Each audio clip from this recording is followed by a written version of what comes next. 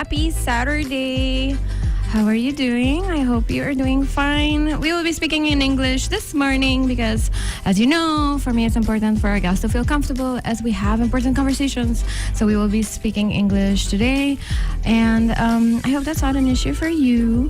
I just want to remind you that we are live on Facebook and YouTube of Cool FM, and also Sincere Carolina's YouTube. And do not worry if you are unable to follow the whole episode live. You can always catch it back on these social media platforms, but it will also be available for streaming in podcast version by Tuesday. I try to make it by Monday, but I never make it, so I feel like I have just set my expectations to Tuesday, and that works because I usually send them out on Tuesday. So, if you didn't catch it today, which is Saturday, which I always forget, but it's the only day I'm at Cool FM. Anyways, I'm excited about this topic, but also a little nervous because we talked about this last week, and I hope that y'all learned something. But apparently, we need to work on being nicer and making better choices and being kinder and yada, yada, yada. So I guess we need to work on that again today, this week. And until you get it, and I'm just kidding. Well, I hope, of course, that we get through to you, that we choose to speak differently about women and women's bodies, but also all people, of course. But I think that this week has shown us that we still feel a lot of negative feelings. I don't want to use big words today, or loaded words, but negative feelings towards women choosing fashion and whatever they feel is fashion. So in any case, I forgot to turn on the lights. I just noticed that. We're gonna have like a mellow vibe on the cameras today. Anyways, without further ado, I have two beautiful ladies in the house today, and some of you may know them, but I will let them introduce themselves, of course. We'll go from there. So good morning, ladies. Good morning. All right, Natasha, so I'm gonna ask you to please introduce yourself for those that don't know you. Hi, I'm Natasha Cunha. I'm a certified editorial and personal stylist, as well. I own my own sustainable swimwear brand on the island. Okay, I think that we need to explain a little bit more of what a certified stylist is and what that entails, because I have seen you do different types of work. Mm-hmm. I've seen you work on sets, on music videos, on short films. So maybe you can explain also like magazine stuff. Yes. So maybe you can explain a little bit of what it entails while I go and turn on the lights. Well, how I'm certified is that I was able to study in London. I took a short course for styling, and before that I went to a fashion university in Seoul, South Korea. But I got my certification through this short course in London, and we did a bunch of different things like learning how to style, like the basics, learning the body types, etc., and eventually I graduated and I got a certification. So yeah, I've worked on multiple magazines such as Vanity Teen, Huff Magazine, Boyfriend Magazine. I've also worked behind the scenes in runway for Charlotte Knowles and Roxy. Rixo. Sometimes I'm like, words. That's fine. Yeah. Well, that is, I think, a really good introduction into what you do, what you have done, and I guess it's gonna give people like a better insight. Thank you. As to why you may have certain opinions or comments about fashion and body types and how we perceive those things. So I'm gonna switch the lights, so I can't multitask, so I'm trying. But Darlin, can you maybe introduce yourself for those that don't know you yet? Yes. Hi, good morning. My name is Darlin. I'm a professional photographer. I've been doing this for 10 years. I started this when I was super young. And I have worked in the commercial field, in the fashion field. Right now I'm focused on the wedding field mostly. But I also do other things. Sometimes I'm working on branding. Sometimes I'm an illustrator as well. I'm kind of getting into that right now, which is really weird. It's like Barbie does everything. Literally. Yes. But yeah, I just love photography, and yeah, that's what I love doing. That's what I do. Yay. I'm a little business Awesome. owner, and I have a Stellar Takes, which is my little photography company right now. So yeah. And you also mentioned illustration, and yesterday you shared something really nice. And you know, for those of you that don't know, illustrators get to work on books too. So then you just worked on an awesome book that I am hoping to get my hands on soon. Yes, I have to get you a phone that. Yes, let me know. And if not, I'll just order it. My niece is abroad right now, so I'll just have her perfect. bring it for me. Yes, yes. No worries. Perfect. Yeah, so we actually just, by we, I mean, Yakari Gabriel and Eunice and I worked on a book. Honestly, they did everything. I just kind of pulled up and did the cover based on their requirements, and I did it all by hand, but with digital tools, of course. It was really fun. It was the first time I got to experience that, because I've already been playing with illustration at home a lot, and at a lot of aspects. Sometimes when in my previous company, I would do sketches for logos and stuff like that. That's kind of how it like got into it. I redesigned my new logo for my company recently as well. So I'm just kind of into that right now. So yeah, the book's name is, the book's title is Bread and Butter, and it's a poetry book, and it's really, really good to read. It's just, I love poetry, so yeah. It was really nice to get to work on that. Yes, I am very much looking forward, as the first one, Cold Coffee, was really, really good. Yes. So I'm looking forward to this one. Cold coffee is delicious. I'll have to look into it. I'm a fantasy reader. That's a thing. I know, you are. All right, ladies. So I think that, you know, last week, during Sincerely Carolina, really discussed the issue around how fashion, not just internationally but also locally, is very much targeted to like a very peculiar stereotype that is not norm-conforming with our community. But even internationally, if we look at like what average sizes are, you know, it's not around what models usually are showing. But also, not just that, but how we as people embody it to the point that we also get mad when somebody steps out of like the mold of what fashion should be, according to like their body shape or size. And sadly, we saw that full-blown in action on Thursday and Friday after the Barbie premiere, which was really nice. I really encourage you all to watch it, and hopefully you learn a thing or two.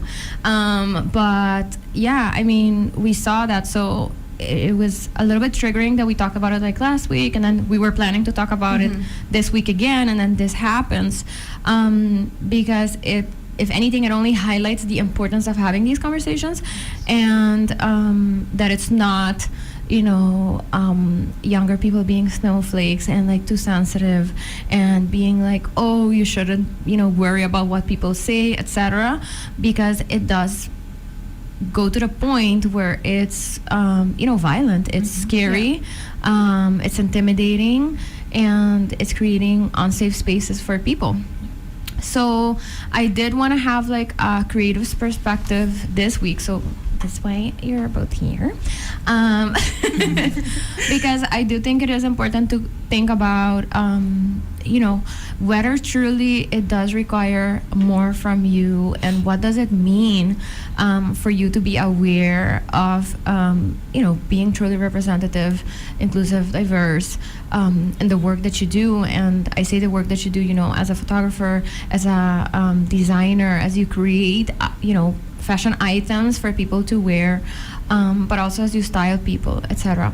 So maybe you can discuss that a little bit. Like, is it really that much harder, or is it just something that you have to like just put it in your brain and, I don't know, tell me, please.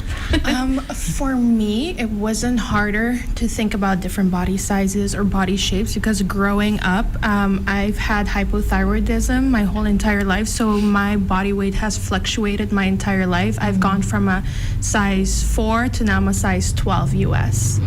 And so for me, I grew up around very independent women, And same with the friend group that I have, they were from different cultures, everyone. So when I created this brand, I wanted to make sure that was a spotlight. I didn't want anyone to feel like they were not included in the brand, because I see it a lot within fashion, especially Western to Eastern fashion. Is very difficult to feel inclusive with the fashion trends that are happening, because sometimes you don't feel like, oh, my body fits this kind of top or whatever. And the thing I want people to remind people of is that fashion is for everyone. Like, no matter what your body size is, no matter what, if you feel confident in it, that's what's most important. And that's what I wanted to show within my brand. I wanted to show that inclusivity, that whatever body size you are, it does not matter. And same with ethnicity. I was honestly tired of seeing the same kind of girls modeling bikinis, fashion, especially the tall, skinny, I'm gonna say blonde hair, blue eyes. I want to see that diversity of women, like women, all the different body sizes. So that's why I started like THEA Swim, because I saw a gap in the industry, especially locally. And I do think, I have been following you and your brand for a while now, and I see that when you create pieces, I don't know, if you do this consciously or if it's like second nature to you at this point, but I have noticed how these pieces also look well on all bodies, because I'm not gonna say that because you have like a different body shape, it's not gonna look well, but the reality is that if it's not made for you, if it's not made with you in mind, it is not gonna look like the way that it looks like on models. And we also touched base on that like last week. Like, I'm short, so I do like shopping at brands that sell petite sizes, not because I'm like thin, like super thin where I'm like petite like that, but I'm petite like short, so I need to be able to find things that fit my size. I know. Like, I don't want to like buy pants and then have like a whole process afterwards to make sure that the pants tailor it and stuff. Exactly, or blouses that look like dresses. I don't know. So I also love seeing that. I love like how your swimsuits look nice on everybody that wears them, even if they are like super thin, but even if they are like super curvy, even if like their bodies do not have like the I don't want to say like normative proportions of like an hourglass type of body, they still look beautiful. And I do think some brands do that when they create items, being aware, right? But it's usually just for a collection that they're being aware of that. Usually when I'm getting certain orders, I'll do custom like sizing or whatever. They'll be like, oh, I want some more coverage on my tummy and with this bikini bottom, so I'll do that. I'll adhere to that to make sure they feel confident in what they wear, because I knew I always struggled with finding clothes. And a lot of people don't realize is that so how designing works, whether it's swimwear or fashion, they have the basics, the standard sizes, which is O2 and 4. Those are like the model sizes. And what they do with patterns, instead of changing the curves of how the body works, like some girls got boobs, all of that, all they do is just like make it bigger, like a few centimeters bigger. They don't change the draft of the pattern. And sometimes that's what you find is when clothes don't fit you right, because all they did was take from the small size and just made it bigger, with not in mind of how proportions would work. Exactly. And Darlin, I mean, it's one thing to be creating these items, be dressing up people, but it's the other side as well, right? When you're taking the pictures, when you are creating ads or editorials, right? That's another thing that we hear, is that sometimes creatives on that side have a hard time working with more diverse groups, because either they don't have as much experience because they don't get the opportunity, but also because even then it's like, how are we gonna make this thing that we know is We've not. never seen before. So how do we replicate something? Yes. How do right? we make it look beautiful? And I say like beautiful, like cautiously, because I mean, It has to be clean, you know? Mhm. You have to know what you're doing. You have to know your light. And people confuse it looking beautiful with it looking like everything else we've already seen. Mhm. It doesn't mean it's beautiful because it looks like the skinny model ad we just saw. Like, Yeah. that's not really what means it's beautiful. What makes it beautiful is that you have proper creative direction, that you have proper light management, that you have the proper post-production on the images, that you have the proper handling of the model when you have them there. Because all different shapes of bodies require all different shapes of poses as well to give the best feeling over to the camera. So it registers well, right? So in that aspect, there's this thing that gets complicated, right? We have the client. So I get hired to do the photos. And then what say do I have?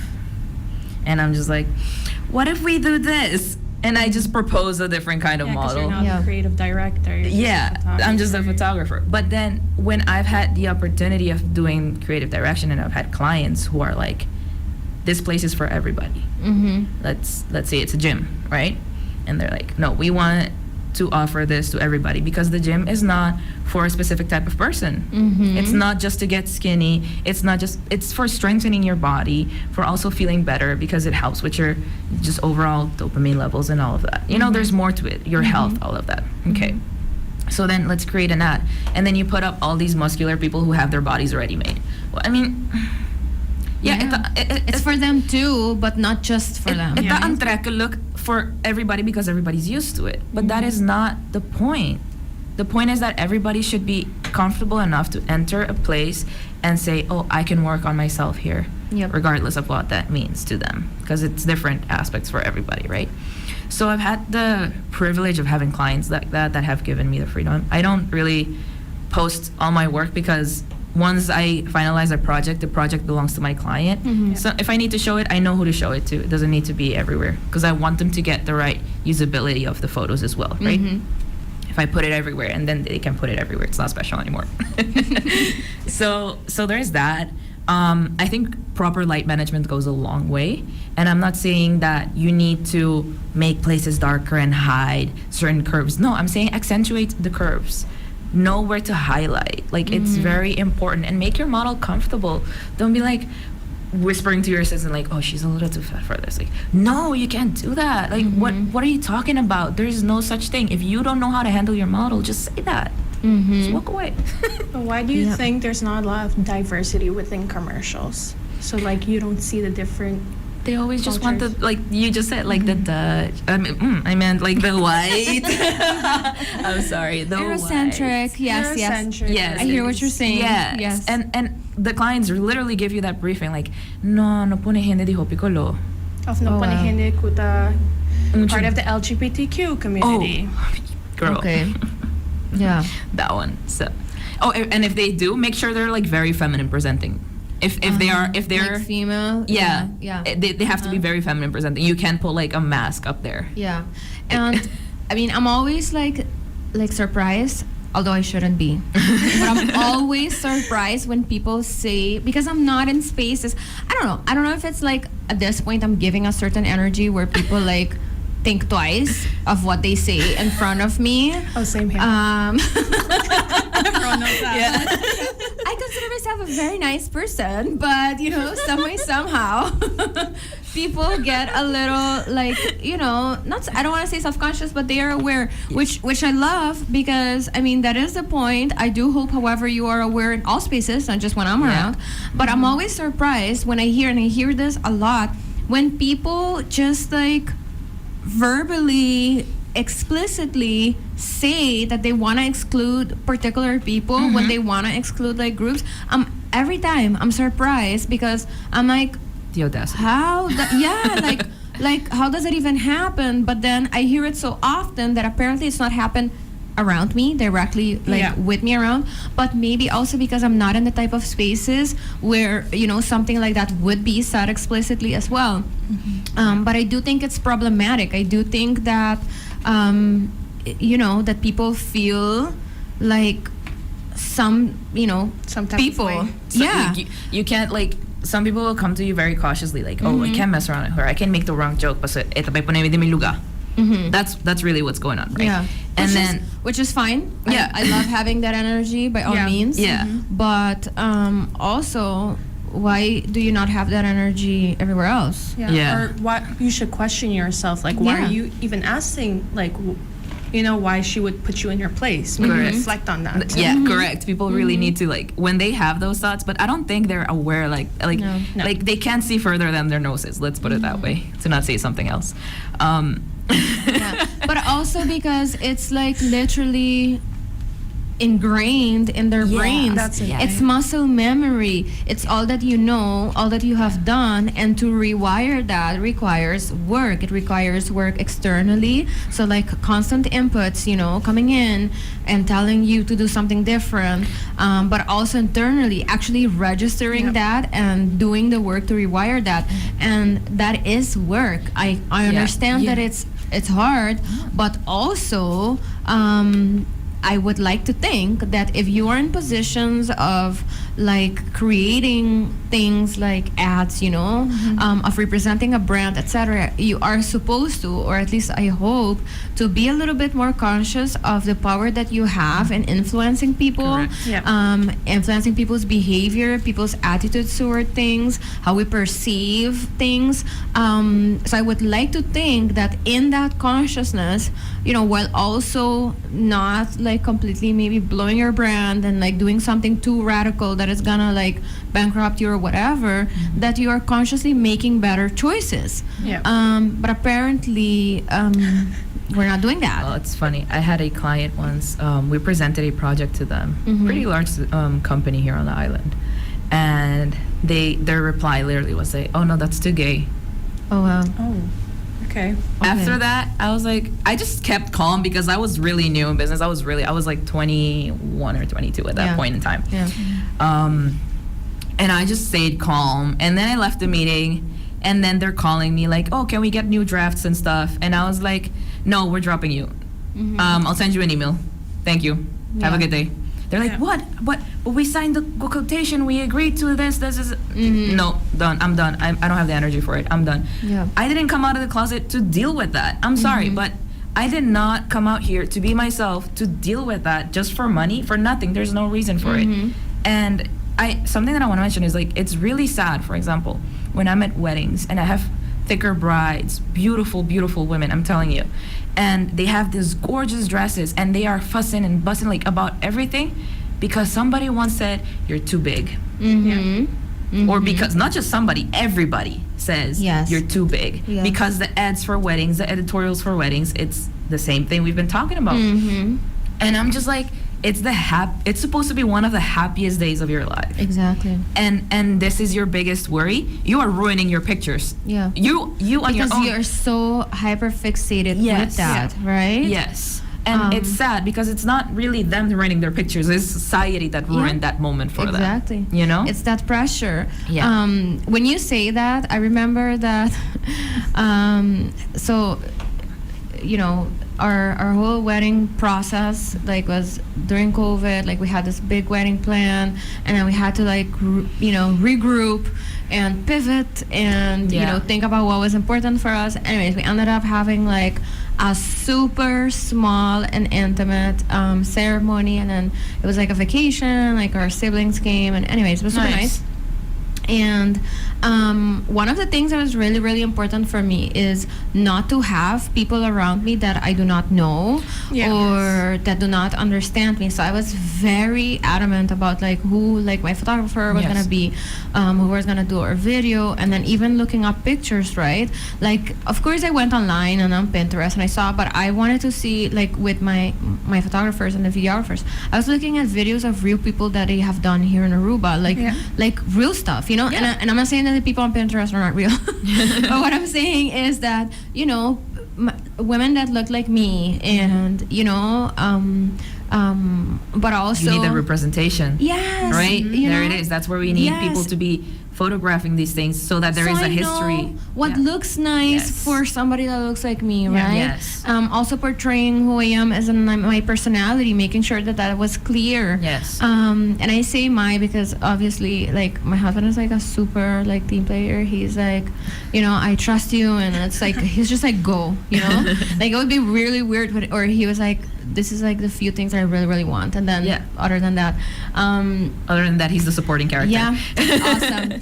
But that. He's just Ken. yeah, I love that. But like, you know, and then I realized that because we had such an intimate like ceremony and everything, like I was truly myself. Like you know, I was micromanaging so much, I was doing so much, but also with like my makeup and my hair, like, you know, and then also at the same time being a little conscious with you know, these pictures are forever. I mean, all pictures technically are forever, but these are the types that you hang in like your living room, which we Yeah. haven't done yet because, you know, apparently hanging pictures it's a takes thing. a lot of energy. It's a thing, yeah. But you know, and then thinking about like, oh my gosh, like should I be conscious about these things or not? And one of the things, like I'm short, my husband is, you know, relatively tall. And you know, I wore the heels for like the ceremony, like at Raad, and then like I couldn't handle them. And my parents, my family knows me so well, so they had like my slippers, like, you know, there. And then by the time that it was like we had to go in the city and take pictures, like I was just like, I'm gonna wear my slippers because Yeah. I can't do real. this. Yeah. Like you know, these were like new shoes, and I should have like worn them a little bit more, so I was, you know, like Yeah. accustomed, but I didn't do it. And but I was like also like, this is me, like this is my height, like this is who I Let's am. be real with it. And you know, at no point that my photographers or my videographers, they also knew me a little bit longer as persons, but they didn't make me feel weird about it, or like, or nobody there, because it was like my family and stuff, like nobody said something like, oh my gosh, like you cannot do your pictures in like your slippers, right? Yeah. And I'm like, the dress is super long, so it's not like it's a big thing or whatever. But I could imagine if you have like a bigger ceremony where you invite people because you have to invite them or whatever, that you will get like more of those comments like, oh my gosh, you already took off your shoes. By the time that we did our ceremony like on the beach, I was barefoot. I'm like, why am I even gonna wear the Expect. slippers, Yeah. right? But it's these expectations Yeah. that are like, even as I would like to consider myself like a very aware and conscious person, they are so ingrained in you That, that you talk to yourself and Since like, you're a child. Exactly. Yeah, exactly. Yeah, definitely. oh my gosh, The so amount of diets my mother you was dance on. too, right? Oh, yeah. Natasha danced. Oh, the body dysmorphia with that. Let's not Okay. even start with that. So yesterday I was talking to a friend about that, and about like being in ballet and then being called like too fat for that. And like, again, I am so happy that sometimes the way my brain works means that some things don't register to the point that it makes it a big deal. But she was telling me, she's like, I quit ballet because like this person was like super mean, and she was like really body shaming me, etc. And I'm like, yeah, she did it too, but I just went into like other dance types, like, okay, cool. Like, you know, but realizing that as a child there was this adult figure, you know, talking like that to me and other children, like that's kind of scary, right? Yeah. I started These when are I was mentors. 4. Yeah. With dance. And I stopped around 17, 18. I was doing everything from jazz, contemporary, tap, hip hop, ballet, You did it waltz, everything. And I was always the bigger girl because I was 5'8", even though I was about 54 kilograms. Wow. I was skinny, but I was bigger than all the rest, and I felt that. Like, I felt the judgment from the other girls. I felt like a potato when dancing, even though I knew how to dance, and that really And you had messed such with- great form. Like, your yeah. form was always on point. Like, Yeah. Yeah. We met in Art Rose Aruba. yeah, we met in for- our roles, I was dancing and there. and I got to take some photos of her, and they actually made it onto the banner. Oh yeah, So, like, our banner, me doing the split midair or whatever. Yeah, Yeah. super talented. And I think dance has played a big role in my body dysmorphia now. Like, I'm not saying I am perfectly happy with my body. That's not realistic for me. And for a lot of women, there are days where I'm like, oh, I wish I could change this. I wish I could change that. Of course. But I'm not going to make it ruin my day. You know, I can't change that. So sometimes, yeah, ballet and dance really mess with how I perceive myself a lot of the times. I think with a lot of women it does too. Yeah, For sure. I had a brief moment in dance and I quit. Yeah. I walked in one day, I was like, I'm done with you all. I'm leaving. Yeah. I went home, my mom was like, what did you just do? Why did I just get a call? Yeah, no, I also just like stopped playing and just continued like the other type of dances. Just because I was like, yeah, I don't know, this is not like feeling like that, you know. And I could see like I was too hyper for that, like the, you know, being, like being super like that, giving like that elegance and like calm and collected vibe. I do not have that. I do not have that. Like I am. You'd be like, perfect for tap. Oh, I did tap. Yeah. Yes. That was fun. You know, we had like fun outfits. It was sparkly and like we used pants, you know, like we had different stuff. Tap your life away. Oh Yep, God. I did Like all tap. the noise. Yep, with the noise. Oh, so stimulating. It was nice.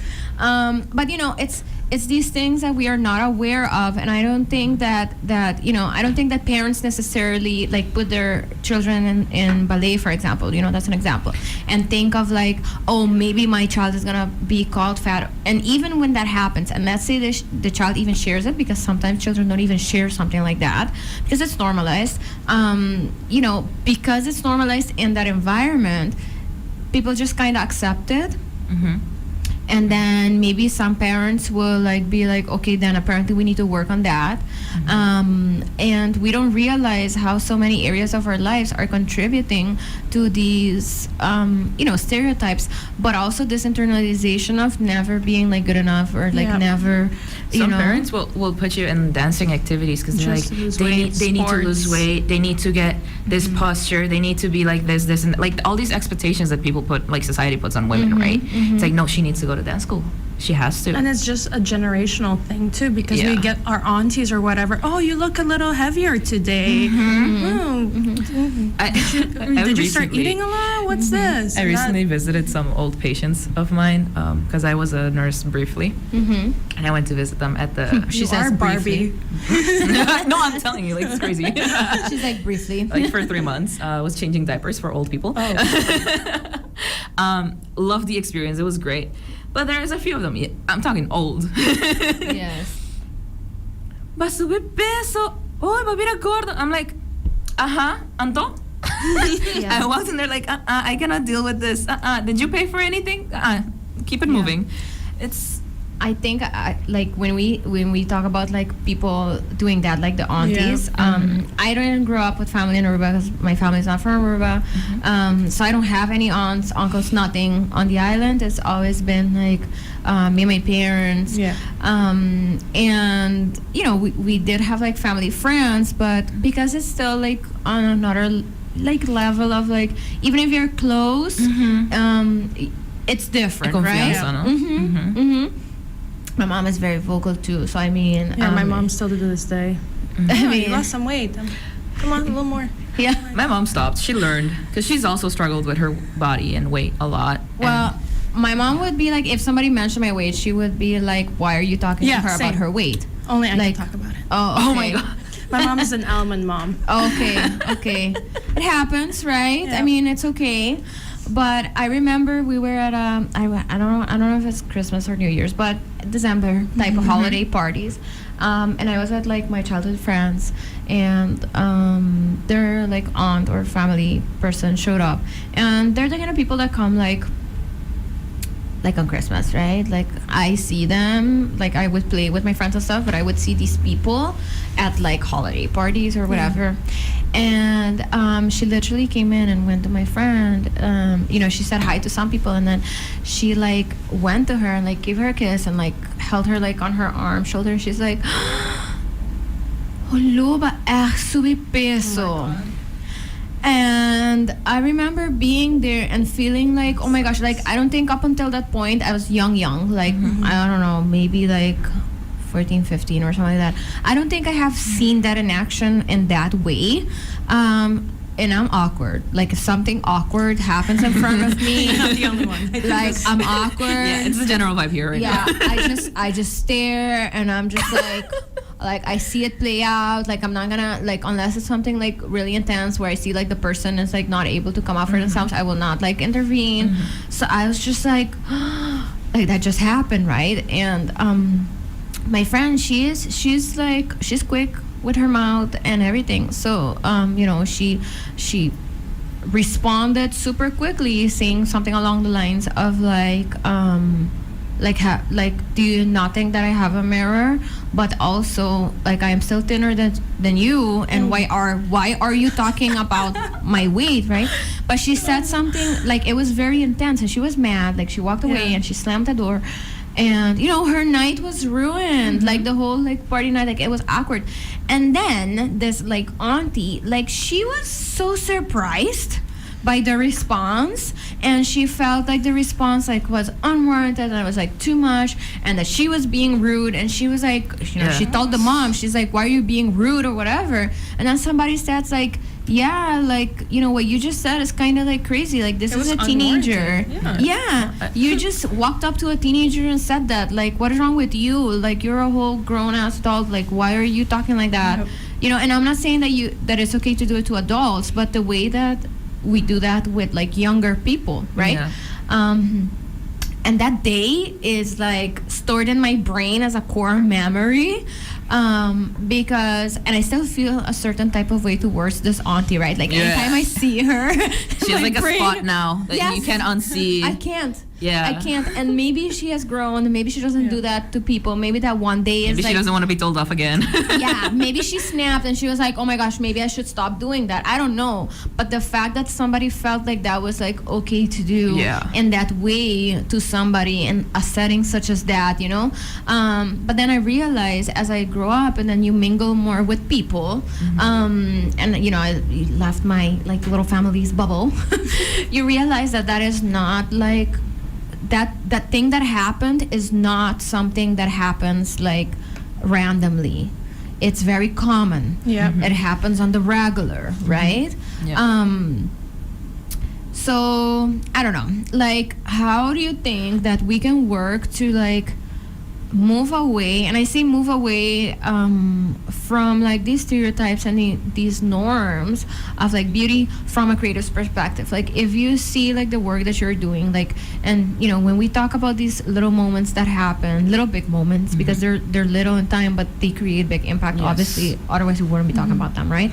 How do you think that other creatives can work towards genuinely moving away from that and being able to look around them and look at our community and be like, our community is beautiful, and like how can we represent that through, you know, media or through fashion, through creating pieces? Like, that's a loaded question, right? I love loaded questions. I do them all the time. No, I'm just kidding. How we can build more acceptance?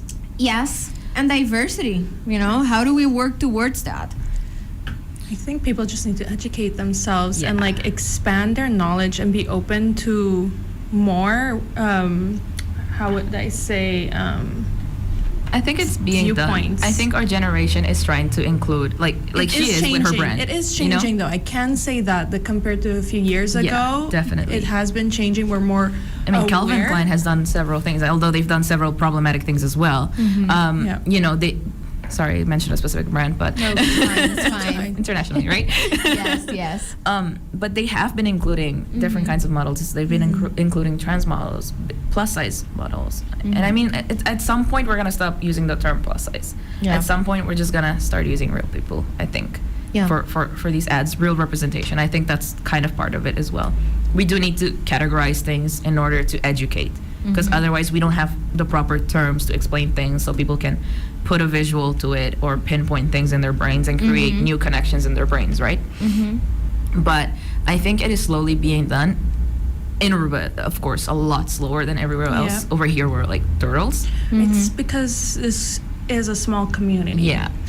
for me, how I was able to expand my viewpoint was being able to travel. I think that was a big thing, that I was able to go to London, Spain, Portugal. I lived in Korea. Like, I've seen different cultures and their beauty standards and the viewpoints and what they're doing in their community as creatives. And I think locals, we need to start doing that more. Like, whether or not it's traveling, it's becoming social media friends with other creatives outside of their The bubble, circle, right? on the island. Like, meet people from other countries, see their viewpoints, because that's how you're gonna grow, is by meeting people with completely different viewpoints. And that's when you'll understand that art, beauty, all these standards are very subjective. Yeah. It all lies in the eye of the beholder, basically. You know, and I think that's one big point for all of this. It's very subjective. You need to understand that what one person considers beautiful is not what other person will consider beautiful, and accept it.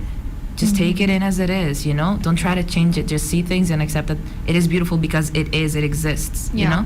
Get a little bit more, like, philosophical in that part, but but it really, I think we have to go back and realize, like, we're all part of the same universe, you know? Yeah. And we need to understand the beauty of that. And She's going deep. I'm sorry, I'm gonna cut off right there. No, keep going. No worries. A little bit But that is something that you know, what you said is something that I repeat a lot too. When I talk about, like, diversity, inclusion, equity, and all of these things, and I do it, you know, not on, like, you know, just gender things, or, like, in this case we're talking about, like, body shapes, but, you know, when we talk about, like, disabilities and conditions, it's that I don't know how people do that, but, you know, they go into a bubble where it's like, oh, the others, but the others, if you literally, you know, put it into, like, a perspective where you zoom out, like you said, like, we're all part of one, the others usually tends to be more than the bubble that you are in. Like, the bubble that you think should be, like, you know, the norm or whatever is not. And for some reason, it's, like, hard to burst that bubble. Like, you know, anytime we look at, like, numbers, anytime I present numbers, when I talk about stuff like representation of people with, like, neurodivergence, with disabilities, people are like, yeah, but, you know, and I'm like, you know, when we talk about, like, mental or cognitive disabilities, for example, or conditions, we're talking about 16% of our population. That's a lot. That's a lot, right? So I'm not talking about this, like, super uber tiny group. Like, we're not even talking about physical disabilities or like, you know, I'm talking about, like, invisible, the things that we don't even see, that are you know, like, that impact, for example, somebody's you know, ability to be educated in our regular school system, for example. And you know, it's like, how are we seeing these people in spaces where, you know, in fashion, for example, you know, you'll have, like, these fashion shows, but it's just for you know, like, special people, and I don't love the word special because it's trending in that moment. And they want the positive, like, reviews of it, and then they'll completely just forget about it and go back to their but they shop too, like, you know, and that's the thing. I'm like, it's not just them, but their whole family. So anytime that you are aware of, like, being inclusive with, like, people, period, it's not, you're not just targeting that person, but their network and the people around them. So it has a positive effect, even if you're looking at from, like, only the financial perspective. Even if you only think, like, how is this gonna financially, like, help me? Why should I put more time into educating myself and stuff? Like, even if you only want to see it from that point of view, it will have a positive effect, because it will not only make them feel better, but their whole support system, which usually includes 2+ people. And in some cases, it includes, like, especially in communities that are collectivist like Aruba, it means that these people have a support system of 10+ people. That you are making them feel good about your brand, about what you're selling. And yet, somehow, you know, that doesn't get through to people. That even if you want to see it from a very, like, capitalist perspective, it has added value. So why are we not There's doing money it in there. more? It's just There's money in it, but that's it. just people also just like to be in their old ways. Yeah, there's a Because mold, and it's if you stick to the mold, comfortable. you can copy paste, copy paste, True, copy that paste. is also It's true. easy. They don't want to make the new molds Mm-hmm. because there are new molds at this point in time. And then be the target of whatever like first backlash is of that new mold, right? Yeah. Because that is the reality. Yeah, That usually yeah, the first ones are the ones that are gonna get the most heat. Yeah. And I don't think a lot of people like being the first ones to take like the heat, right? I think capital wise, like financially, I think it would be a smart move to be more inclusive with disabilities and everything, because it's such a large community that does not have many options. So if you're a company that starts giving the option, you're gonna get most of those customers. When Yeah. I saw You know? diversity during the pandemic, when people were going broke and they had to like grasp for a new market, everybody wanted to be inclusive right away. Yep. Everybody wanted to be inclusive about everything, and I don't mean just body shapes. I mean gender, Yep. orientation wise, like all of that. It's anyways. Yeah. No, but Yeah. but it is something to think about, The right? pandemic helped, in that sense. I think the pandemic really helped, and it kind of pushed people's minds Mm-hmm. in a different direction. And some brands, stuck with it. Like they're still doing that because they saw the positive aspect of it, and then some of them were like, oh my gosh, this was exhausting, and we're just gonna go back now to Yeah. what we know that is easy and works and whatever. Like Skims, for example, they're really inclusive. If you actually go through their things, Kim Kardashian, even though I'm not the biggest fan, but she has done inclusivity, whether it's coverage for those who don't want to show any skin, or for people with disabilities, like physical disabilities. She's done like, I think bras and panties are more accessible for them Like easier to to put take on. off. Like zippers in front, there's Yeah. buttons that they can easily remove. So I think she was one of the few first, like such a big brand to do that, and she's still doing it now. That's nice. And that's the thing, right? That if it doesn't affect you, we don't like care or we don't talk about it. So anyways, I'm looking at the time, and I do want to touch about like our local situation real quick. And of course, it's media. We are in media, so our Those Sincere Carolina is not necessarily a sensational podcast, but I do think that because we talked about it, we are talking about it, we should address it. For those that are watching the video, you might notice that there's like a bunch of Barbie stuff around. It's like so in here we are Barbie fans. Yes. Thank you, Kulafan, for making this place Barbie beautiful. We appreciate it. But yes, I think that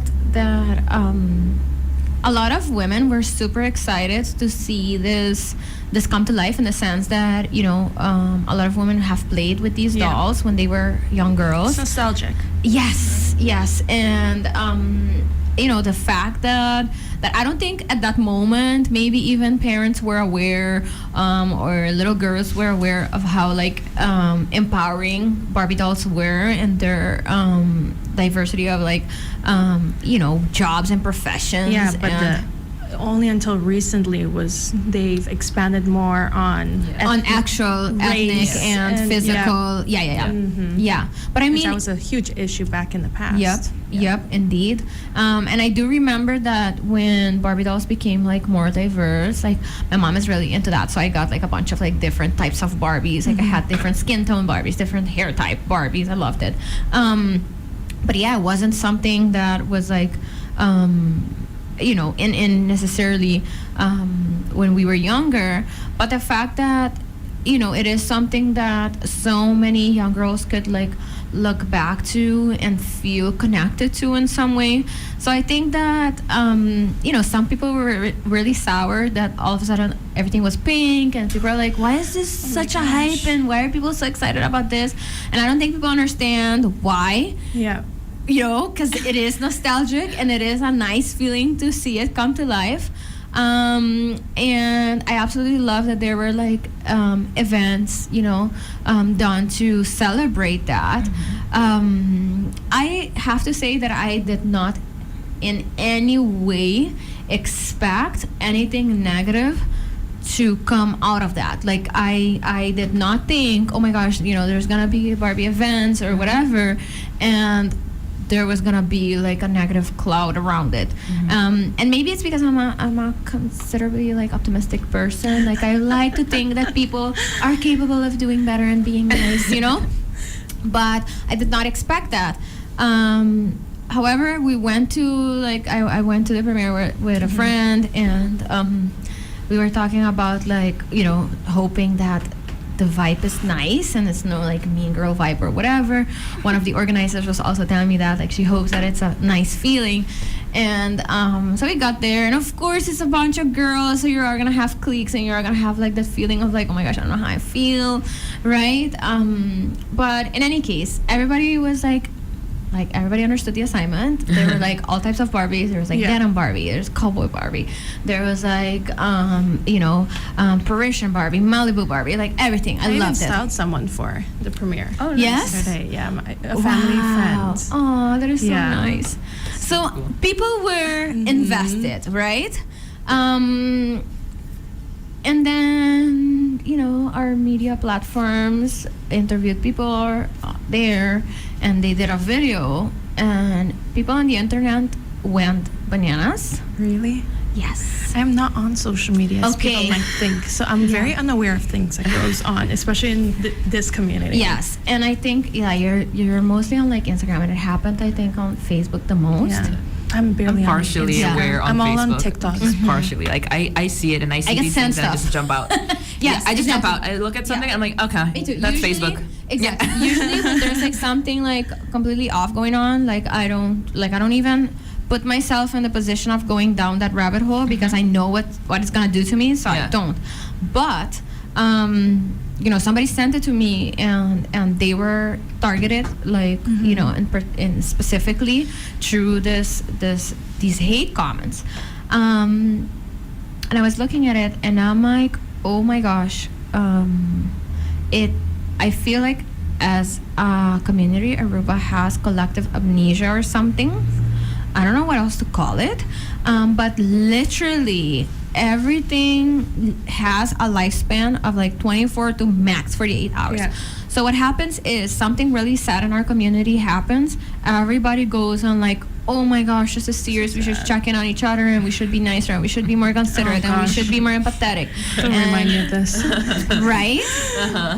Right? Uh-huh. But the lifespan of that is 24 to 48 hours, because as soon as an opportunity shows up for us to demonstrate collectively as a community why there is so much issues with like mental health and with social inequalities, we do that.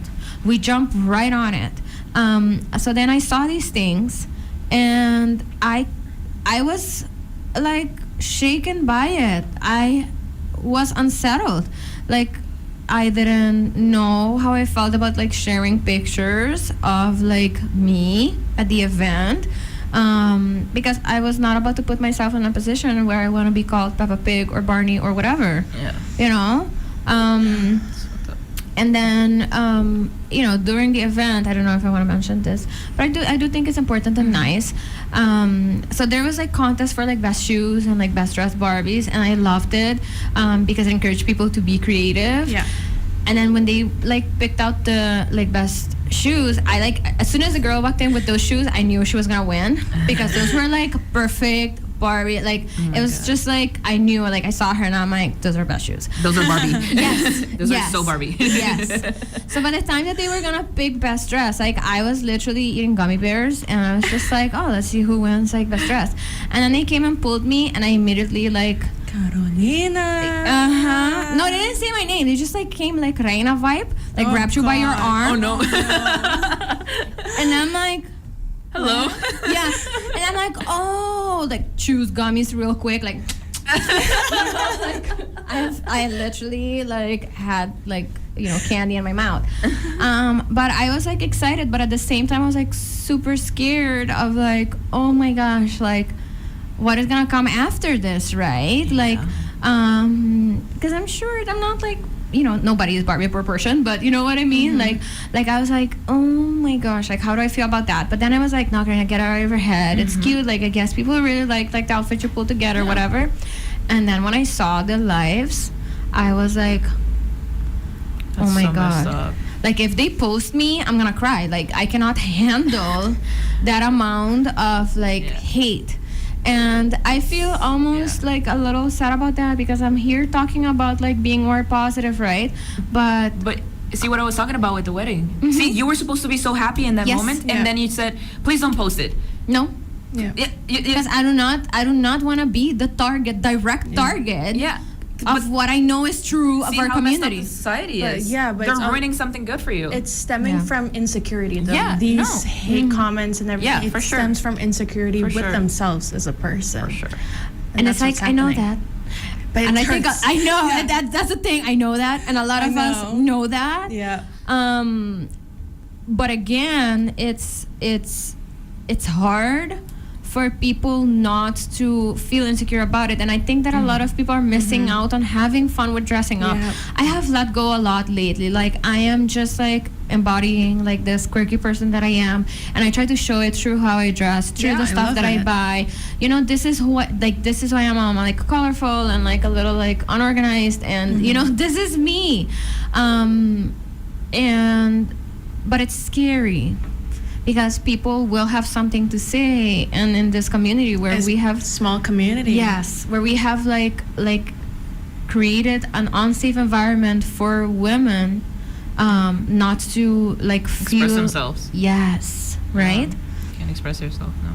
So, as I see the time, we have to start wrapping up, which I don't like. I never like wrapping up, but I think it should start being like 2-3 hours. Oh my God. I mean, if you can think of like something that you want to tell people, and it can be like either people, to encourage them to, play with fashion and just be happy with having fashion available to them, or it can be to the people who are like, stirring the shell, or like, even expressing hateful stuff towards people that are expressing themselves. Like, what would you want to tell people? I have one thing to say. What is that? We're all gonna die anyway, so have fun before you do. Right? It's just that's just it. Like, just have fun. At this point, like, you should just not live for other people's. Live for yourself. Yeah. I want to say like from my perspective at least, growing up, it was like you have to wear very girly clothes, stuff like that. And then there's the figure situation, right? Yes. And people would say, no, this is for this gender or for that. Clothes are not, like, it's not about the body or for the gender. It's for the customer that purchases it. I don't care who you are, what you do, what you look like. You bought it, you wear it, you feel good in it, show up and show out. Yeah. That's really all you can do. Like, you don't have to listen to others. I'm wearing a girl's shirt or a women's shirt and men's pants right now. Like, it's a mix. It's not one thing or the other. You can do whatever you want. It's your money. Do what you want. Wear what you want. And just express yourself to the best of your ability, because you came to this world to be you to the best of your ability. Well said. Thank you for that. I think that is a very nice ending to I love that to this conversation, because again, I love what Natasha said in the sense of like just live. I mean, we are that's the only certain thing we have in this world. No, taxes and death. Oh yeah, taxes, right. Theft and death. But yeah, I mean, so enjoy it while you can. Let go of like the fear of, because I mean, what's the worst case scenario, right? I mean, the worst case scenario is that somebody thinks it's like weird, and then what? Yeah, but does that person like, what are they going to offer for you? You're not my target. Exactly. Yeah. And what you said, I love that too, Darlin. Clothes and fashion is for the customer. Yes. So I think I'm gonna embody that more as a person, and I hope that more of you do that too. When you go into a store and you purchase something, whatever it is, remember it's for the customer. Shop consciously. Yes, I'm big on that too. All right, so thank you very much for tuning in. I hope that we were able to touch on things and that, things that we said resonated with you. I hope you learned a thing or two. And let me know if you have questions and if you think that we should be discussing something that you think is like very important for our community to hear about. Let me know. You know where to find me on Instagram, sincerely.carolina. I want to say, I didn't say it at the beginning, but of course, awesome sponsors that I have that allow me to have these conversations because y'all genuinely believe these conversations are important and we should be having them. So thank you so much to CeraVe and Crest. I appreciate you so much for making this possible. I will see you again. I love that too. I will see you again next week. I hope. Yeah, I think so. Thank you for having us. Thank you for being here. No. Yes. Good talk. Thank you. And let me know if, again, if you felt a certain way about this topic. It's fine to feel a certain way. I'm feeling a certain way. I felt a certain way this whole week. Maybe there should be a part 3. I mean, there's a lot to unravel. Oh my gosh, right? But yeah. So keep me posted. Have a nice Saturday. Be patient on the road and be nice to people, and try to, at least for a day, consciously not comment on people's appearances and body. Please. It's a good practice. Try doing it today, and then try again tomorrow and the day after, and then hopefully it becomes natural. Try it for 90 days. Yes. 90 right? days, Repeat. And then if you last the 90 days, then it's true love, right? Thank you so much. Again, I will see you again next week. Take care. Be nice. Bye. Bye.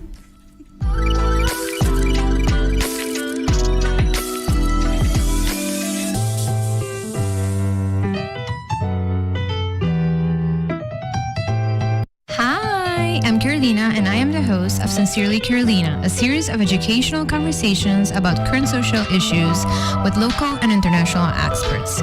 Make sure you tune in every Saturday on Cool FM from 9 a.m. to 10 a.m. Bye.